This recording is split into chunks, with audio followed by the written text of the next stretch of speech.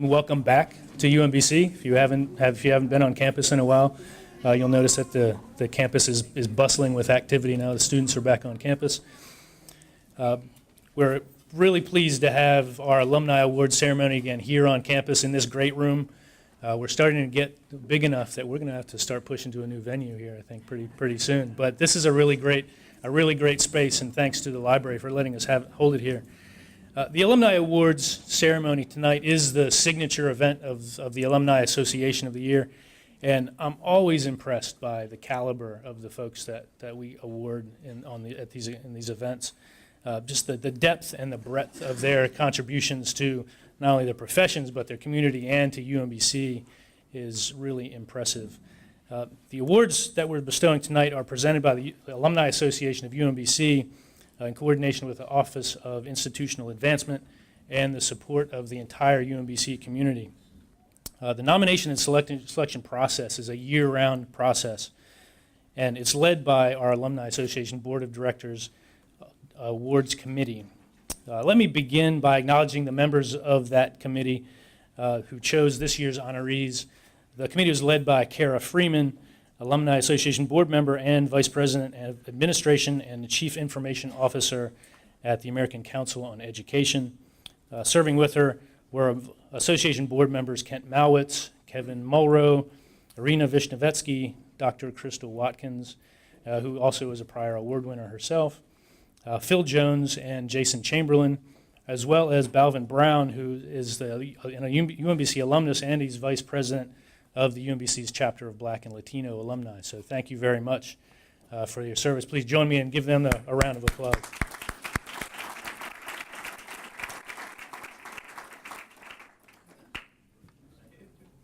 Besides tonight's Outstanding Alumni Award of the Year recipients, I'd also like to recognize the past recipients that are here tonight. If you could, I know we have some past recipients in the audience. If you could stand, let's also give them a round of applause for their contribution.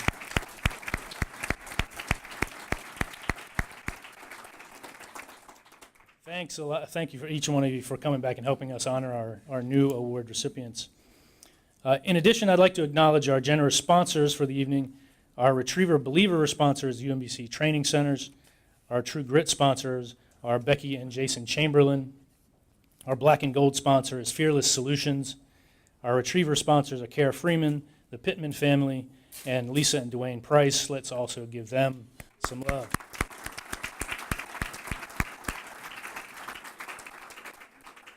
The support of these sponsors, along with the other alumni in the university community, allows the Alumni Association to award scholarships, and that's one of the reasons we have this event. And this year we provided 13 scholarships to students who were in critical need of financial aid to continue their education.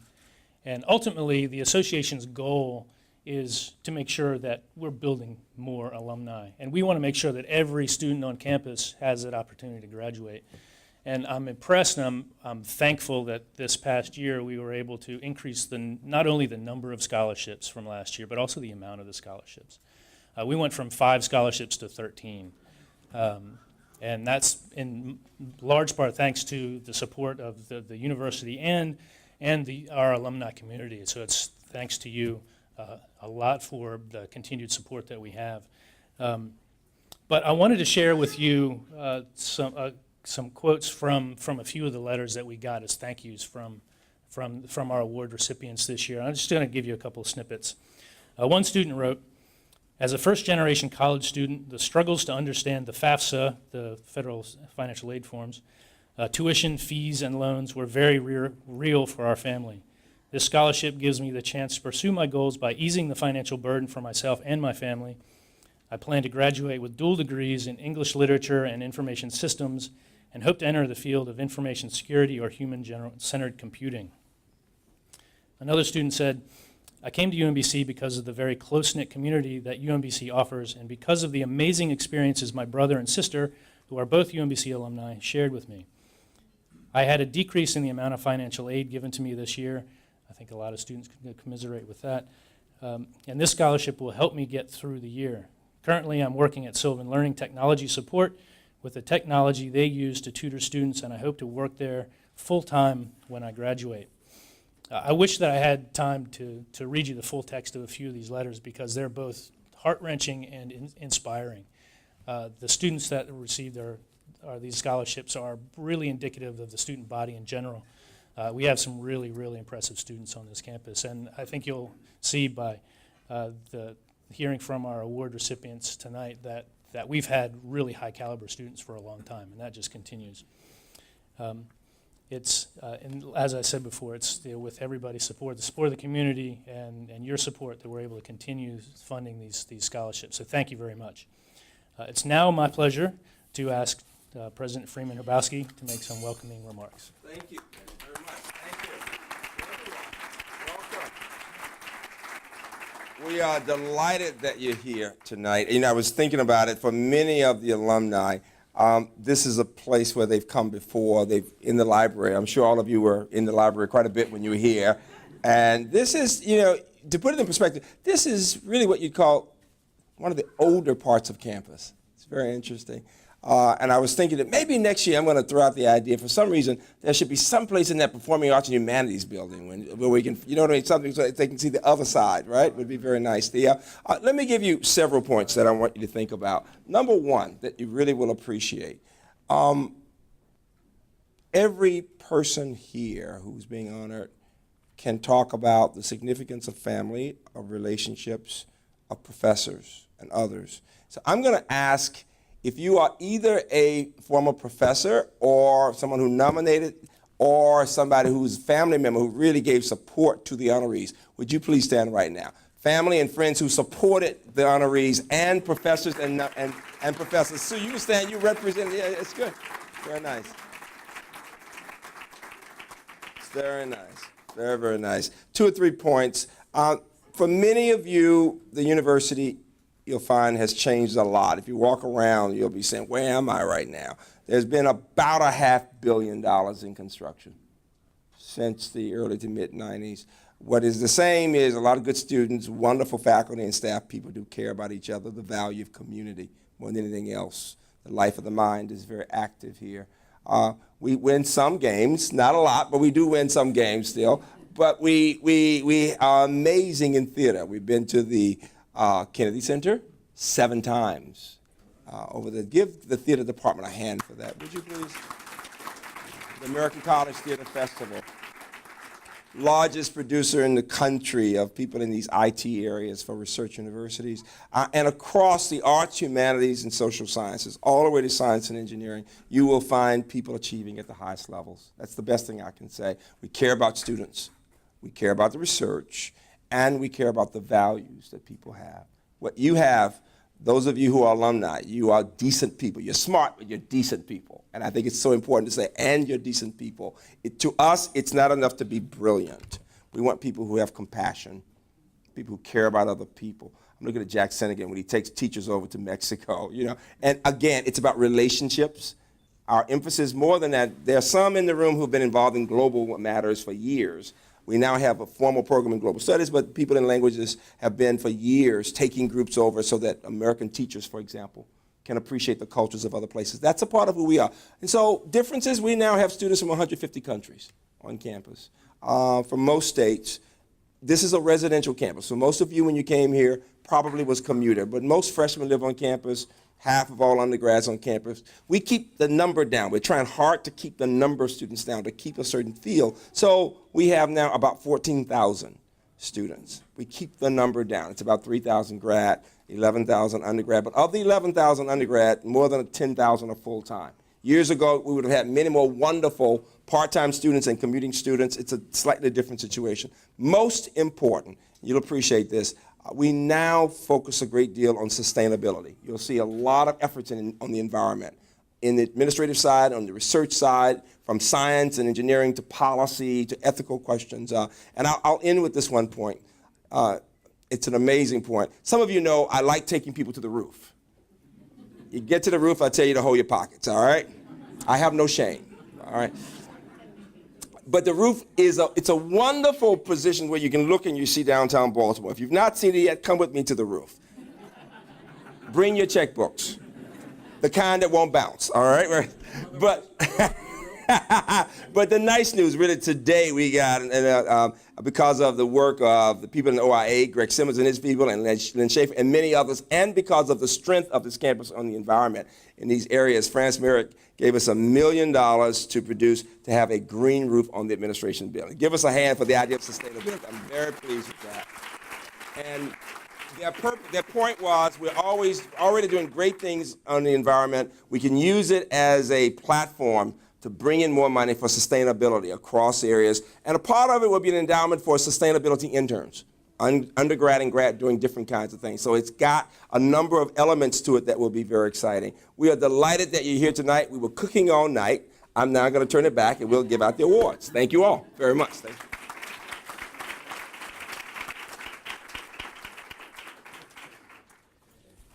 Thank you, Freeman. You know, I love listening to Freeman speak. He just has a great mellifluous voice, but he always has great news. You know, he makes you feel good. You know, it's fantastic. And you know, I would love, you know, as an arts major, I would love to have this event in the new arts building. That would be fantastic. But now let's get on with the ceremony. Our first award will be presented to the outstanding alumna of the year in engineering and information technology, Jeehye Yoon, a 1997 graduate in computer science. She was nominated by Hector Marquez, Chief Operations Officer for Shared Sciences Group. Mr. Marquez couldn't be with us this evening, but Jack Seuss, Vice President of Information Technology and Chief Information Officer here at UMBC, will introduce Jeehye.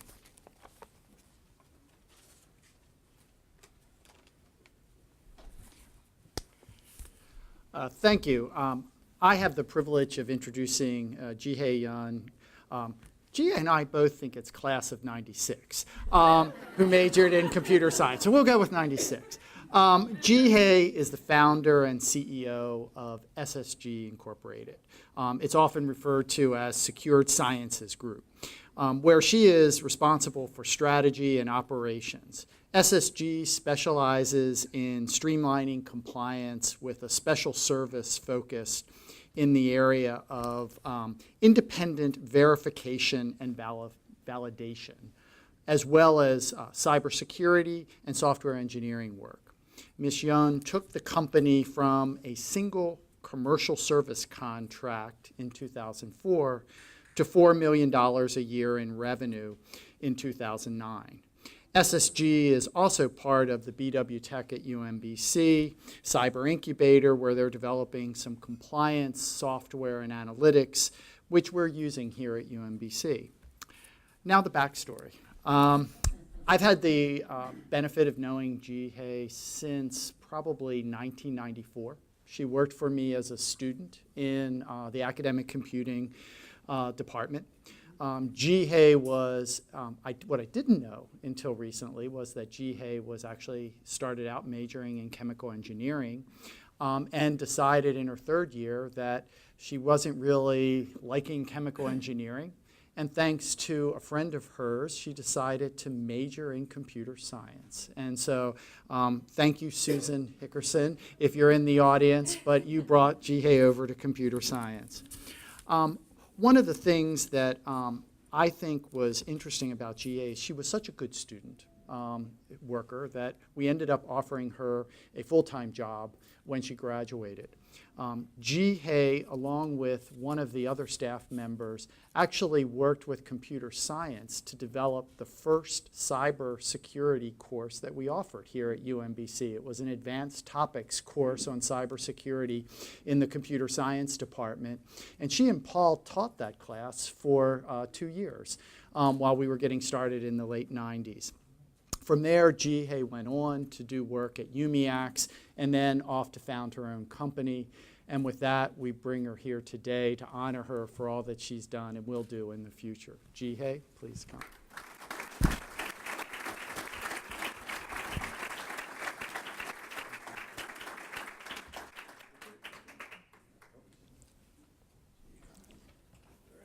Thank you.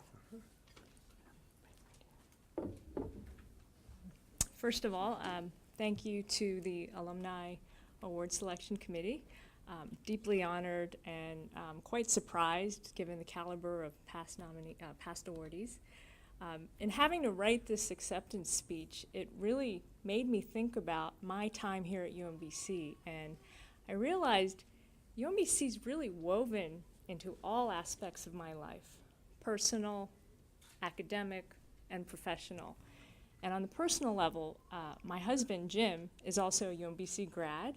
He used to be a past computer science lecturer, and he's also my business partner. So that makes for interesting family life work balance. On the academic side, I had world-class professors, and they gave me the skills and the foundation to be competitive in the technology industry. So my classes were great, but what I really want to do is share a story about what I learned in between the classes. I wanted a job because I was a poor student, and I didn't want to have to drive, so I applied to the Office of Information Technology, to Jack, as a student, and I was so lucky that he hired me because I had no experience whatsoever and no business applying for this job. But I was so happy because this was the first job that I was paid to think. And what you think about when you're in a technical job is how things work. But what was really interesting about OIT was it taught me to ask why things work. So I went out into private industry, and I was constantly asking why? And people kept coming back and saying, well, it's just how it is. You know, don't break anything that's not broken. And that kept happening to me over and over again, and I said, wow, UMBC is really different. When we were working in OIT, we were constantly asked to solve problems and innovate under resource constraints, always under resource constraints.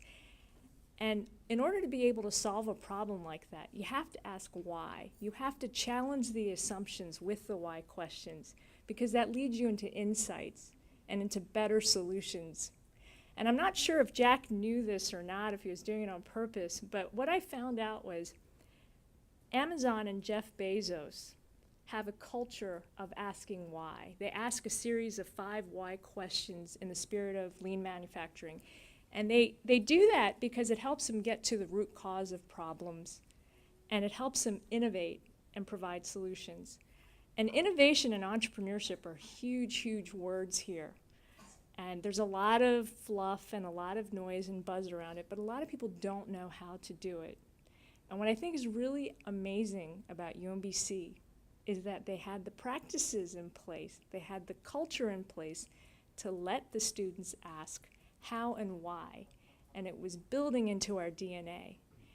And the fact that we can do that helps us do innovation, do invention, and answer these very big problems. So I'm grateful to my teachers, to the staff, and to my fellow students to be able to be part of that shared experience and culture and take it on an innovation and entrepreneurship journey that I'm on. So thank you very much.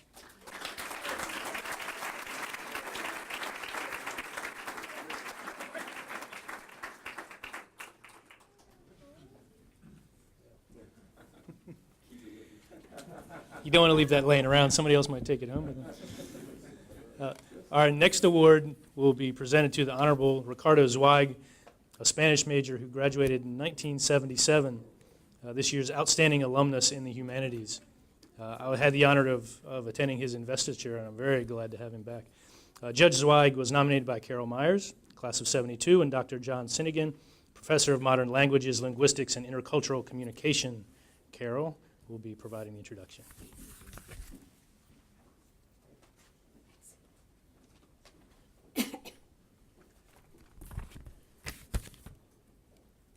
Good evening.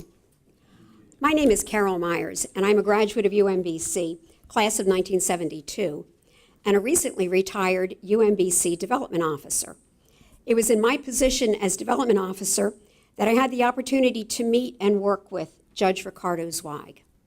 I first met Ricardo in 2007 as part of the outreach to alumni during the early part of UMBC's recent Exceptional by Example campaign. He was immediately responsive to my invitation to learn more about this campaign and the possibility of becoming re-involved with undergraduates. His career as an attorney gave him multiple opportunities to be involved with the Hispanic community in Maryland, but he was looking for opportunities to work with UMBC students. Ricardo and his brother Michael, also a UMBC graduate and attorney, quickly became an integral part of the fundraising efforts for the chapter of Black and Latino Alumni's Esperanza Fund. Their efforts and significant financial support led to this fund reaching the endowment level soon after they learned of its mission. Ricardo's support of UMBC goes beyond his generous giving. He has participated in Career Week, coming to campus to meet one-on-one with juniors and seniors who are looking for guidance as they begin the law school application process. He volunteers to meet with incoming freshmen at the various receptions held in the Baltimore-Washington area, and for the past 2 years has served as the keynote speaker for the senior reception hosted by the chapter of Black and Latino alumni. As committed as Ricardo is to UMBC, his commitment to the community at large led to his being appointed in 2010 the first male Hispanic district court judge in Maryland. He brings to the district court a wealth of knowledge, experience, and compassion that benefit daily the citizens of Howard County. As a member of the UMBC community, I'm deeply honored to introduce this year's recipient of Alumni of the Year from the College of Arts, Humanities, and Social Sciences, the Honorable Judge Ricardo Zweig.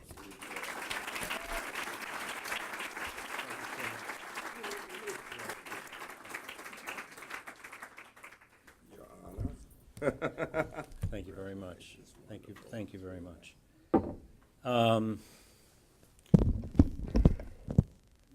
To tell you that my heart's not beating fast, I'd be a liar. I can't tell you how many hours I've spent giving opening statements in courts throughout the state, and I can't tell you how nervous I really am right now. Ms. Yoon, I think you took part of my speech. I think you must have hacked my iPad. And I also thank you for taking a little bit more than the 1 or 2 minute allotted time, because I can't say my name in less than 20. But let me first thank and acknowledge in a very humble way, because he has obtained and acquired accolades throughout the entire nation, and my voice is just like a grain of sand in that huge beach of appreciation, and that is my kudos to President Freeman Hrabowski. He has really made this campus what it is today, and continues to, and I applaud you. And I'm very proud to be part of this family. I also want to thank the Alumni Awards Selection Committee for bestowing upon me this very, very deep honor, because I've received some honors since I've been on the bench, but this one goes to the core. I mean, this you know, is my alma mater. The alma is soul. This is from, you know, that which, you know, put me here. I also want to thank everybody who's here in my support. I want to thank so far only one of my kids is here, Aaron. My son, my middle son, Kevin, I don't see him here. I think he may be stuck in traffic. My oldest son couldn't be here because of work obligations. But my mom is here, and I appreciate that. And my brother, ex-partner, my sister, both UMBC alums are here. And my dear, dear friend, Carlo Ziegel, who's also an alum of this university, who's now a physician. And he's chief of medicine at Harbor Hospital Center. So he's no chump change. And I also...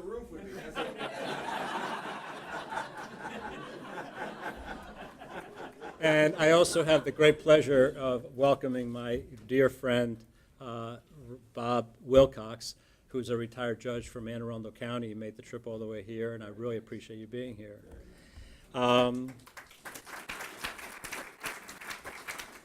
You know, this is an incredible moment for me, and the one thing that I want to share with you in terms of what the humanities are, you may not think about it, but let me give you an example of a definition that I came across that I think really tells it.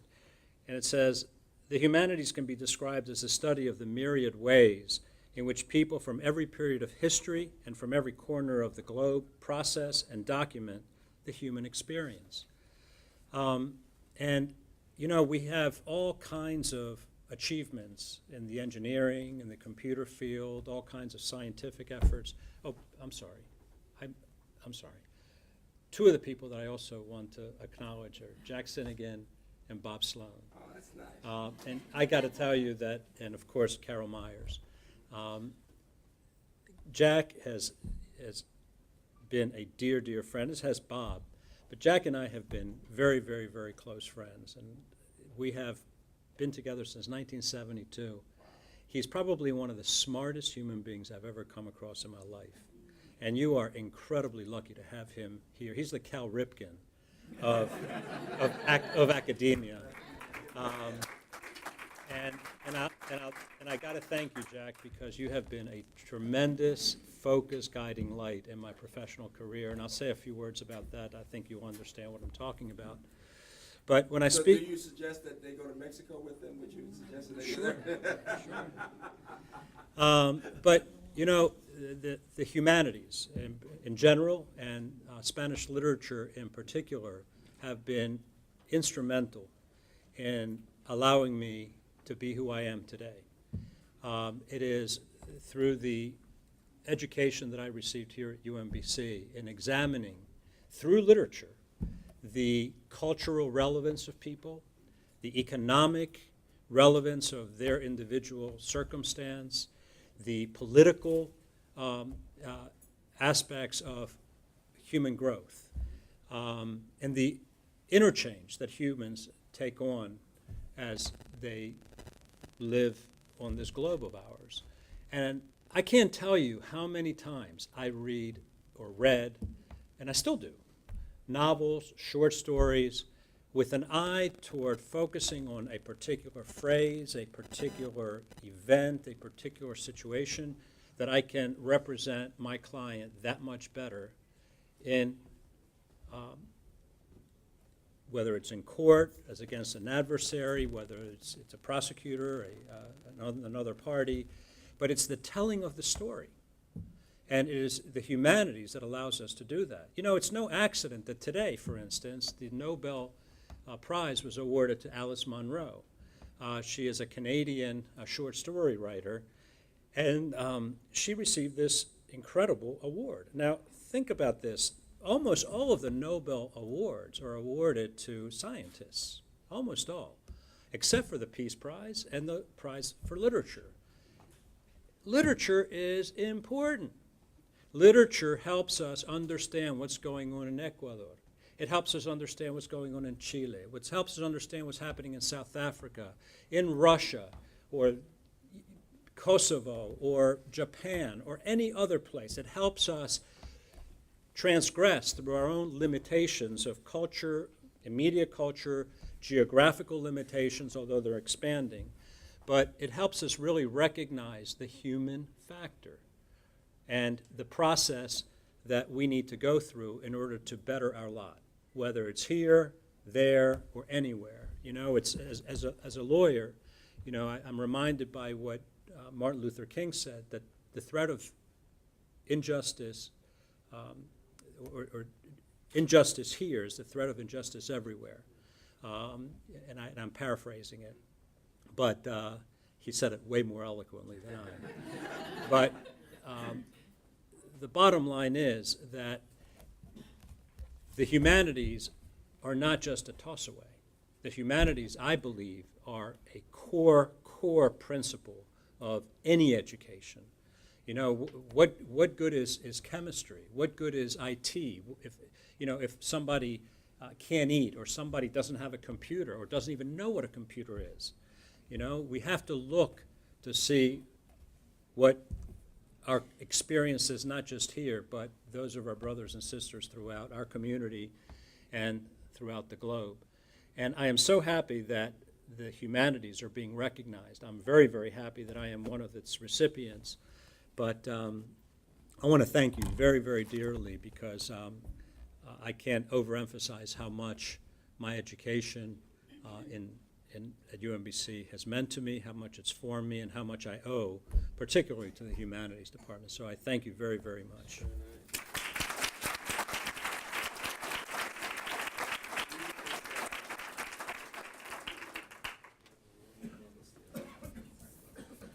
Our award for Outstanding Alumna of the Year in Natural and Mathematical Sciences is presented to Dr. Mary Lakin, who graduated in 1980 with an MS in Biological Sciences. She was nominated by Dr. Philip Farbaugh, Professor and Chair of Biological Sciences, who's unable to join us this evening, but Dr. Suzanne Ostrand-Rosenberg will introduce Dr. Lakin. So first, I need to thank my chair, Phil Faribault, who isn't here. So I have the honor, actually, of seeing Mary, who I probably haven't seen for, we decided, 33 years, right? And I really have to tell you off the bat, Mary came here in 1977, and she graduated with a master's degree in 1980. And I started just about the same time as a very young, very naive assistant professor.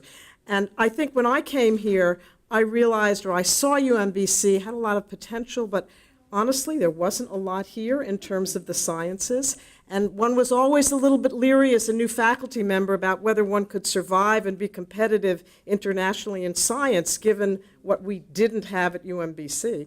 And so when I saw Mary, it struck me as, this is no problem. If we can get students like her to come here, and if she can do as well as she did, what's the issue? We're going to do just fine. And I think that seeing what you've done since you left here has been just remarkable. I mean, she's been successful she continues to have a stellar career. Mary is now an associate professor at Harvard. She's a member of the Joslin Diabetes Center at Harvard. She's done remarkable work in basic research that has very translational and even clinical applicability, looking at trying to figure out issues on why women who are hyperglycemic and diabetic, what happens in terms of their children when they're born, the complications that go along with childbirth. She has devised a unique and really intriguing and really clever mouse model in order to study these problems. And everything she's done has been just marked by success. She's a recipient of, I don't know how much grant money, it doesn't really matter, there's a lot of it there. She's an invite, and that's really remarkable given this day and age, what's happening with federal funding in terms of funding for basic research. She's an invited speaker at international meetings. She's a member of the editorial board of one of the most prestigious journals in her field, Diabetes, and I mean, the list just goes on. And I think now she's a mentor of many students. Her generation of students have now gone out into the world. So I think as a faculty member at UMBC, it's kind of like looking at your children, grow up, and boy, I wish all of my children would do as well as Mary has. So I really want to, congratulate you, Mary, and I think it's wonderful also that you have clearly a very busy career, you've got a family, you've got children, you've got all things going on in your life, and you've actually found time to make UMBC part of that life in terms of what you've done for UMBC. I know you've come back here, you've given talks in the biology department for students, you've interacted with our students. I unfortunately was traveling myself when you came back, so I didn't see that. I know that you've been involved in helping write the letters that are trying to get more money from our alumni for this year, and I think that's been very successful too. So it's really my honor and privilege to thank you for everything you have done, but also to thank you for being such a wonderful, wonderful person and for bringing what you did to UMBC.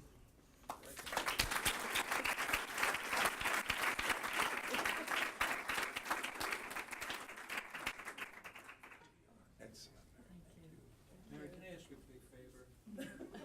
As a woman, I think you'll understand this.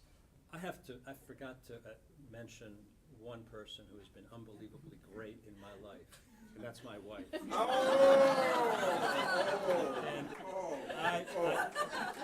Help me out. I mean, she has been a pillar, a greatness. You need to keep talking a long time. Oh, yeah. You do deserve a standing ovation.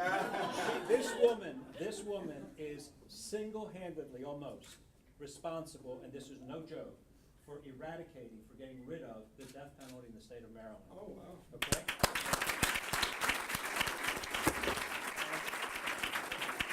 And she is probably one of the best, if not the best, lawyer I have ever in my life seen. And she knows it. And I thank you. One more round of applause.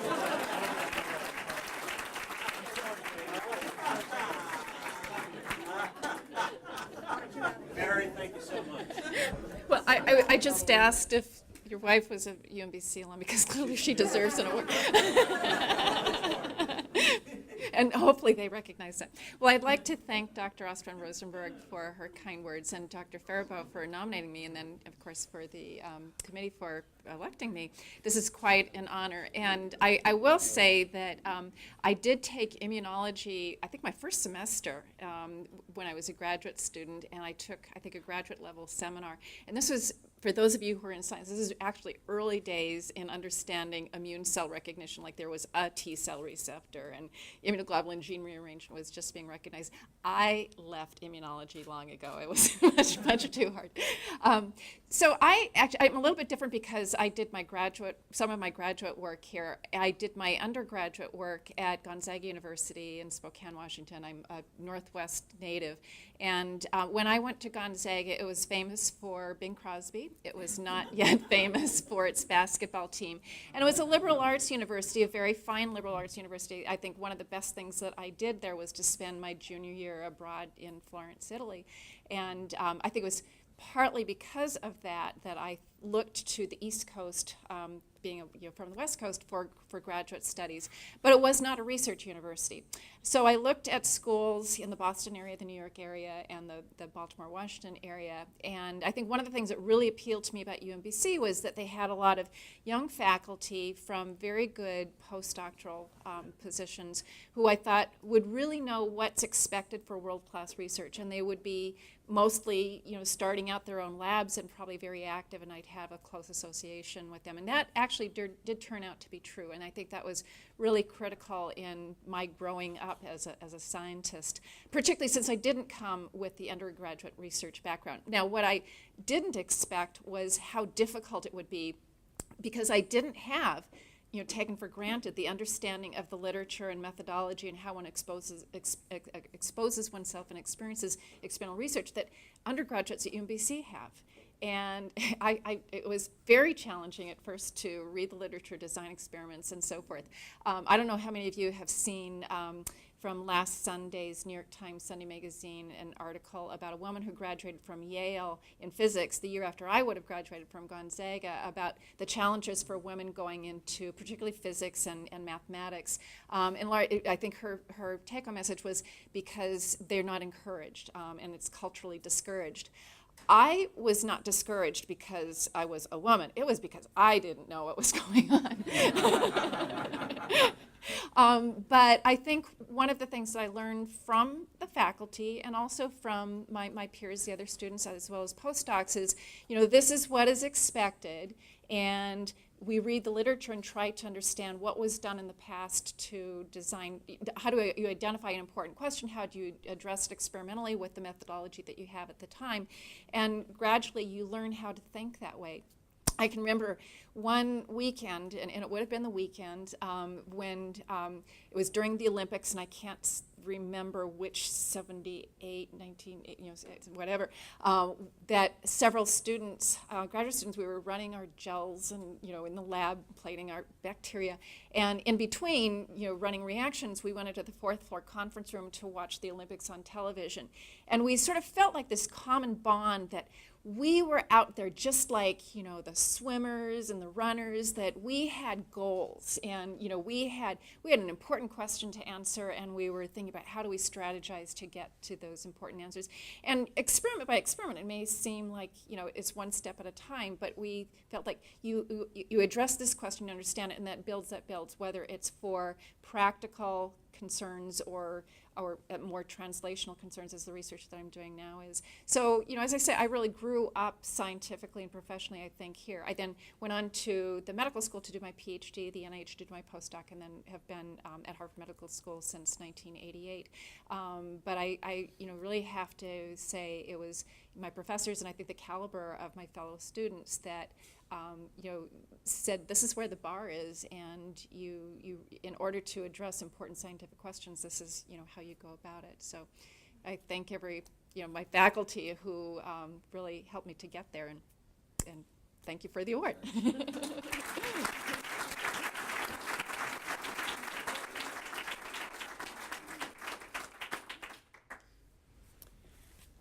Our next award is given to Dr. Charisse Wes Scantlebury, 2007 PhD graduate in public policy, this year's outstanding alumna in the social sciences.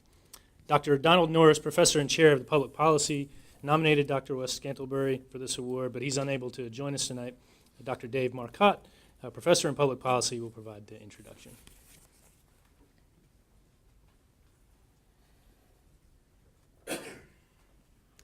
Hello. It's a real pleasure tonight to be here to introduce you to Dr. Charisse Wes Scantlebury.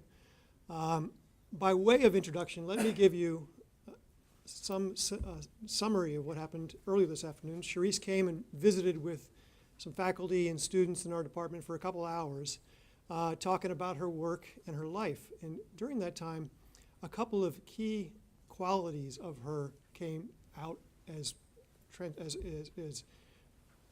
fundamental to her being in her career. One, that she's daring. She's willing to try new things. Another, that she's absolutely committed to social justice and empowerment for those who are underserved. So to give you some sense of how those attributes worked for her as a student at UMBC and in her professional career, let me tell you how we came to know her. She applied to UMBC, having received a master's degree in public policy from the University of Michigan, the Gerald Ford School, and she was a program officer at the Annie Casey Foundation in Baltimore City. She continued her work as a program officer and was a part-time student in our PhD program. She did great work, finished her PhD in 2007, and at that point, Dr. West could have returned to the Annie Casey Foundation as a senior program officer, a job which, by the way, almost any of our PhD students would be happy to have. But she decided to take a job as the president of a new foundation just starting up in Louisiana. She moved to Louisiana in April or May or late spring, I think 2007. And in August of that year, a hurricane hit, Hurricane Katrina. She was then asked to head up a new foundation to decide what to do with all the money that had been donated to help victims of that hurricane. And so she left her job at that foundation and became president and CEO of the Louisiana Recovery Foundation. Well, that's a job which, if you're in Louisiana, you make lots of friends and you can set yourself up for life, perhaps, by having all kinds of connections. She could have stayed in Louisiana, but she didn't. She was offered a job to become president and CEO of the Winthrop Rockefeller Foundation in Arkansas. So she tried something new there again, and now she heads up the largest philanthropic organization in that state, providing grants to help empowerment and education and racial and social justice in that state. Well, she arrived in Arkansas in 2007, running a foundation which is reliant on income from an endowment. 2008, the stock market crashed. This isn't to tell you that Charisse brings bad luck wherever she goes, but it's to tell you that she keeps working for things and has overcome quite a bit. Her career in Arkansas has been remarkable. I cannot list for you all of her accolades, so I won't try. Instead, I will just introduce you to Dr. Charisse Wes Scantlebury.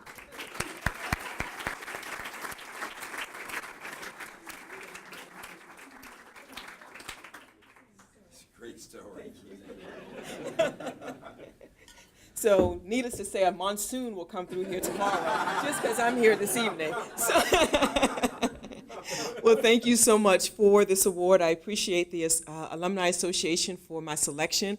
I thank my faculty and team at the School of Public Policy for the nomination and being so supportive of me in my career.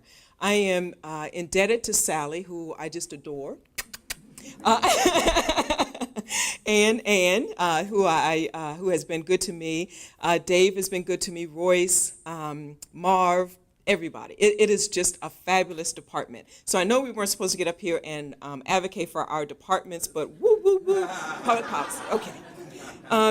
And as Dave said, I was just born to be a social change agent. I mean, I just was. Somehow it's just been in my DNA. I mean, private sector was kind of like, oh, that's interesting. Oh, it's nice what they do over there. But, you know, I just wanted to do this work. It's just vitally important to me. And I appreciate UMBC for giving me the capacity or continuing to equip me to do it. When I became CEO, because pretty soon after I received my degree, it was my first time being a CEO.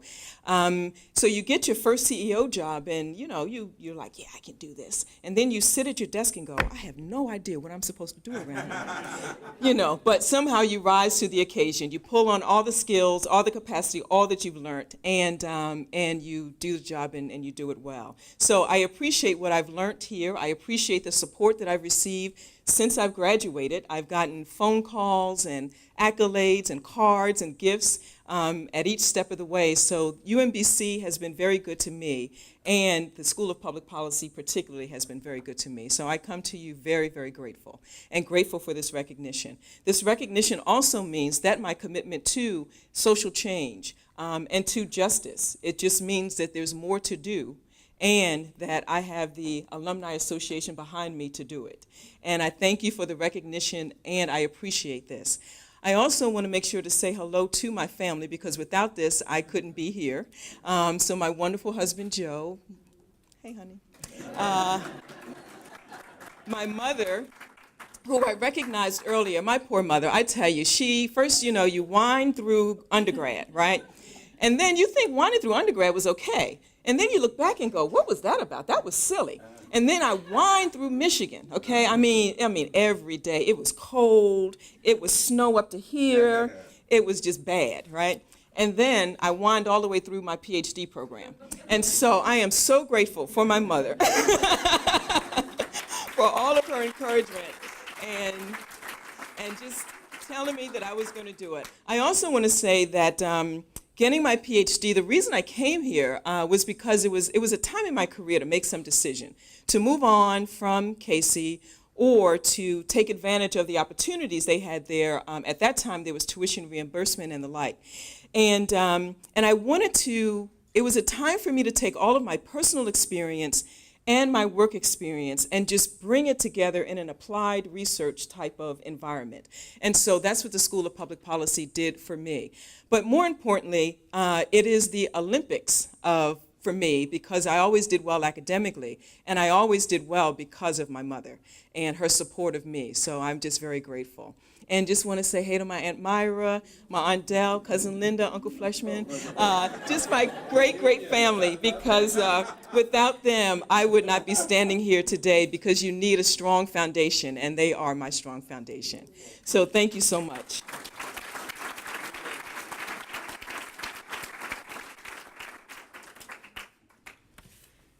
Our next and final award is given to Ms. Bridget Pribnow, Moore, 2005 acting major, this year's Outstanding Alumnus in Visual and Performing Arts. She was nominated by Wendy Salkind, Professor in Theater, and Niles Hartman, the Associate Professor and Chair of Theater. Ms. Salkind will provide the introduction.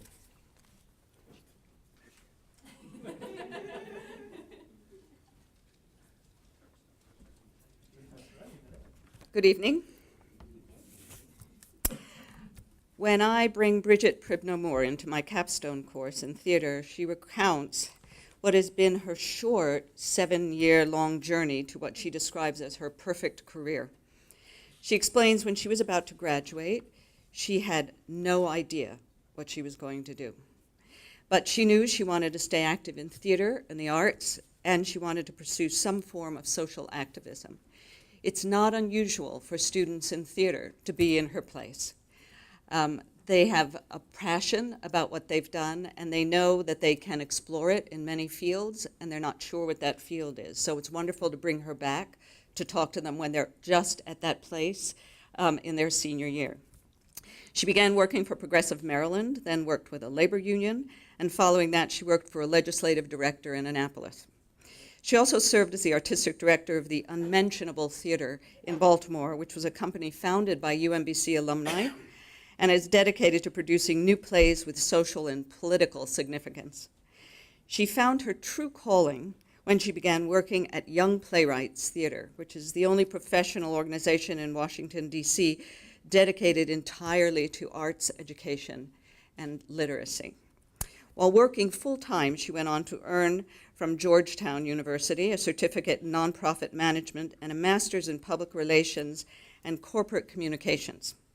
Awards are not new to Bridget. Along with this UMBC Alumni Award, she was the recipient of the 2013 Georgetown University Outstanding Student Award and the Georgetown Social Impact Award. And I'd say that Georgetown is in good company.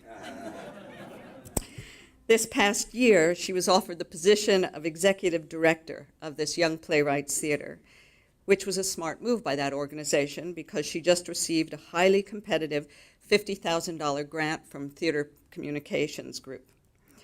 Bridget's giving back to UMBC now.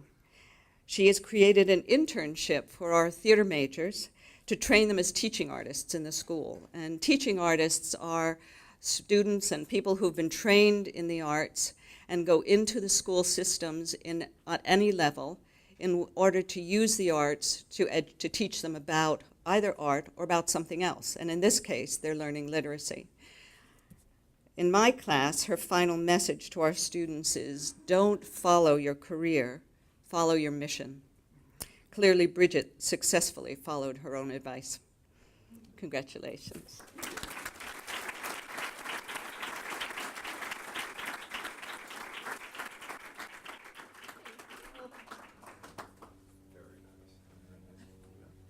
Wow. If you all had a chance to look at these, they are really pretty. Wow. Thank you, Wendy. Thank you, UMBC Alumni Association. Frequently, when I'm asked to give remarks, I wing it. However, this time, I was asked to prepare remarks ahead of time. I had a deadline. I wrote them. I turned them in. So in honor of being prepared, I'm going to read them to you. All right.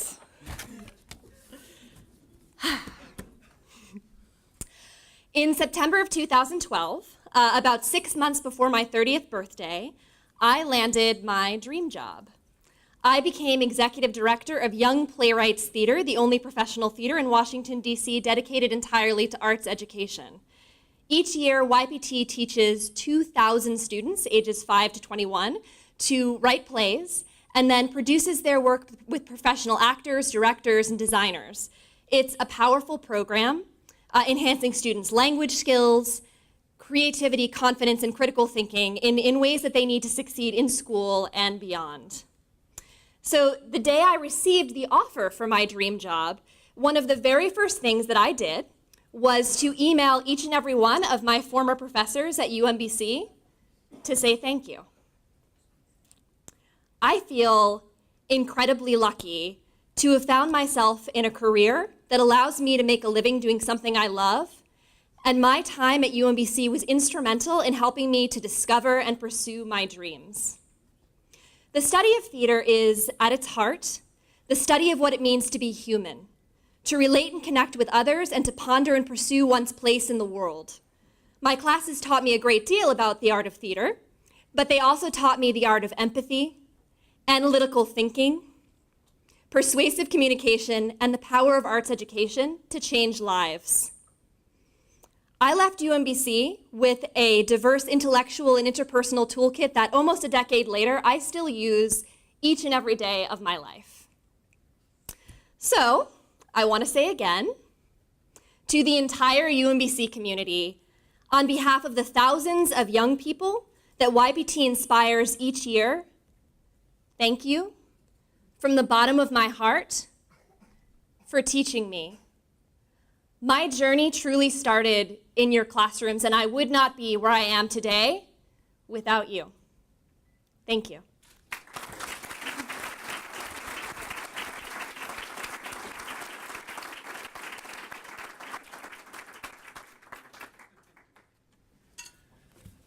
Thanks again, everyone, for joining us this evening and for your support of UMBC and the Alumni Association.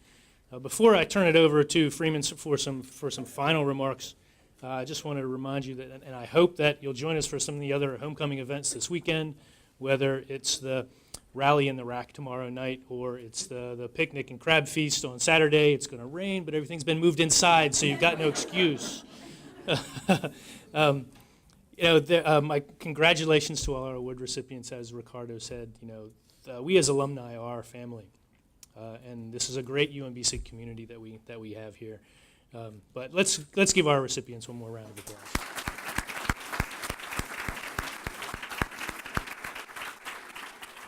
And with that, I will turn it over to Dr. Hrabowski for some final remarks. Wow, what an amazing group of wonderfully educated alumni. Would you give them all a big round of applause? Really major. I was taking notes and thinking as they were talking, and several things came through to me. Number one, just the power of education to change lives. If you think about it, whether talking about an entrepreneur who keeps saying she learned to ask why, to having a gentleman talking about the central role of the humanities in understanding behavior, and someone who has shown America in this state that we can have wonderful people in jurisprudence who are Hispanic, who become judges, and who can do whatever. So important in our country. To thinking about social activism and fighting social injustice, whether through one's DNA, right, and the idea of people in philanthropy and public policy, to making such a difference in healthcare and thriving at Harvard because someone said set the bar high. Whether it's in philanthropy or it's in jurisprudence or it's in the arts or humanities, in every case you're making a difference in the world. It's those values that are most important to us. And so I want us to leave here tonight being elevated by the power of education, the incredibly important role of family, the critical role that mentors and professors play, and most important, the vision that we all have, that we every day have a chance to touch another. Each of you has inspired us all. Have a good evening. Thank you all.